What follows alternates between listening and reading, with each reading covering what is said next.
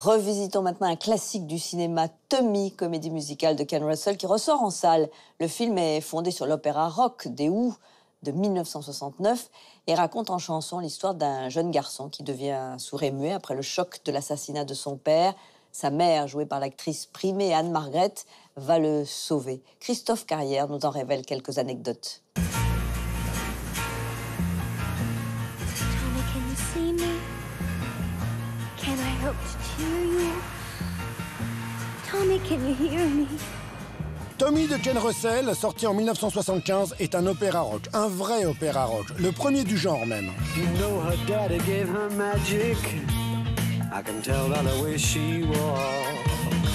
Un truc unique en son genre, entièrement chanté, totalement barré, concocté par le groupe The Who et sa tête pensante, Pete Townshend, qui résumait ainsi l'histoire de Tommy. Un garçon devient sourd, muet et aveugle après avoir été témoin d'un meurtre. Plus tard, il est violé par son oncle et devient accro au LSD. Fin de citation. Ok, bon, on va quand même ajouter que Tommy devient le champion du monde de flipper et après avoir retrouvé la vue, devient ni plus ni moins le Messie. Totalement barré, on vous dit, mais à un point que ça frise le génie.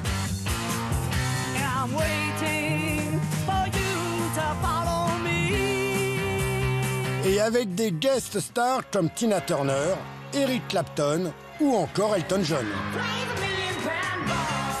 Mais il y a également des comédiens confirmés dans Tommy comme Oliver Reed qui, de son propre aveu, chantait très mal. En effet, oui, et Anne-Margret, star hollywoodienne qui a vraiment, petite info rien que pour vous, tout donné sur le plateau. Pour cette séquence, où elle pique une crise de nerfs en commençant par envoyer une bouteille de champagne dans la télé, on lui demande d'improviser. Quand de la mousse lui est déversée dessus, elle se traîne vers la caméra et se blesse avec un bout de verre. The show must go on, et la voilà noyée sous un flot de haricots en boîte, puis des hectolitres de chocolat. Son mari, présent sur le plateau, finit par s'énerver et emmène sa femme à l'hôpital. 21 points de suture et 24 heures plus tard, elle revient pour cette séquence où elle garde soigneusement les mains sous le bureau, puisque l'une d'elles a un bandage mouse.